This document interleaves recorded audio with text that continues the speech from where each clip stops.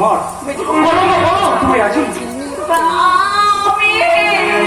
তুমি সেটা একবার বলো না, অবুঝ হলো না মা, অবুঝ হলো না।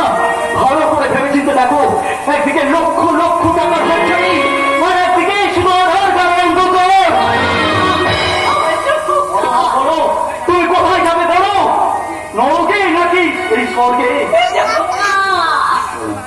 ঠিক আছে, আমি তোমাকে কয়েক